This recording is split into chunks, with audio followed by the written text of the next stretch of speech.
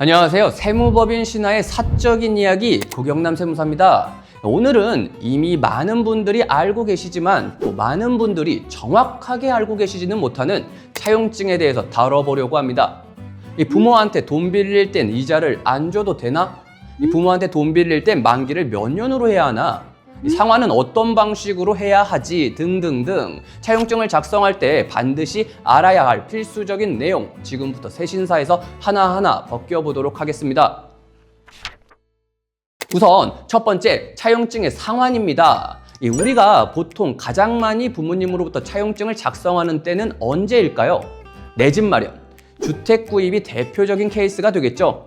자력으로 내 집 마련을 하기 부담스럽다 보니 부모님으로부터 도움은 받고 싶은데 공짜로 받으면 증여세를 내야 하고 증여세는 내고 싶지 않으니 결국 돈을 빌리는 형식을 만들게 됩니다. 여기서 중요한 포인트는 차용증을 써서 돈을 빌리면 증여세를 안 내도 된다가 아니라 돈을 빌렸으니 반드시 갚아야 된다입니다. 6억 원 이상의 주택을 구입하거나 조정대상 지역 내 주택을 구입하면 자금 조달 계획서라는 걸 작성해서 제출하게 되죠. 어떤 돈으로 이 주택을 구매할 것인지 계획서를 제출해서 합법적으로 마련한 돈으로 주택을 구입합니다. 라고 사전에 미리 증명을 하는 제도인데요. 이때 차용증을 통한 자금 마련이 포함된다면 국세청은 매년 이 차용 금액에 대한 상환 기록을 요청하죠. 어떤 방식으로 어떻게 상환이 되고 있는지, 언제까지 다 상환할 때까지 따라서 차용증은 반드시 상환을 해야만 한다라고 기억하시면 좋겠죠. 그 다음, 그럼 이자는 얼마까지 줘야 하나요? 먼저 짚고 넘어가야 할 부분, 차용증에는 두 가지의 증여가 있다. 원금의 증여와 이자의 증여. 원금의 증여, 원금을 상환하지 않는 거짓의 차용증은 빌린 돈으로 인정해주지 않습니다. 반대로 원금을 상환한다면 돈을 빌린 것으로 인정받을 수 있죠. 그럼 이자의 증여는 뭐냐? 부모가 아닌 다른 사람한테 돈을 빌릴 때 정당한 이자를 줘야 빌려주겠죠. 그런데 부모한테 돈 빌리면서 이자를 지급하지 않는다. 그럼 나는 이자가 안 나가니까 이득을 보겠죠. 공짜로 얻는 이익, 증여에 해당합니다.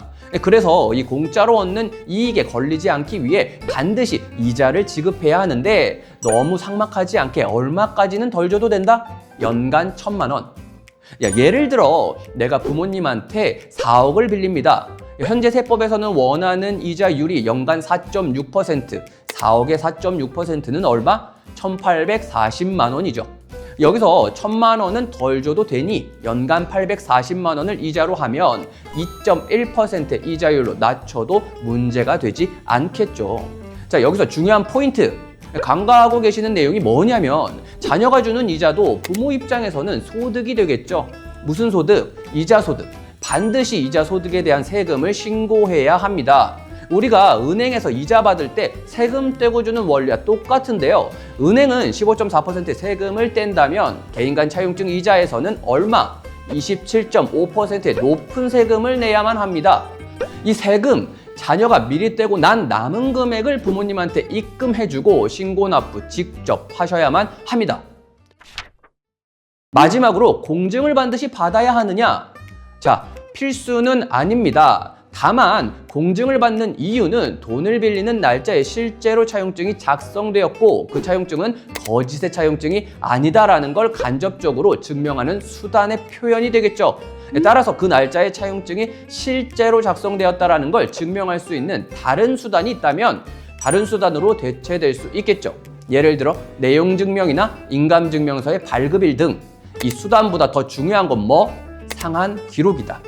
차용증은 상환이 완료될 때까지 사후 관리가 진행되기 때문에 상환하는 과정을 반드시 명시하면서 관리해야 한다는 사실을 기억하시길 바랍니다. 지금까지 부모 자식 간의 차용증 활용 방법에 대한 내용을 다뤄봤는데요. 이 차용증의 핵심은 상환이라는 사실 반드시 명심하시고 상환 계획을 완벽하게 준비하면서 작성해야 한다는 점 잊지 마시길 바라겠습니다. 지금까지 세무법인 신화의 사적인 이야기 세무사 고경남이었습니다.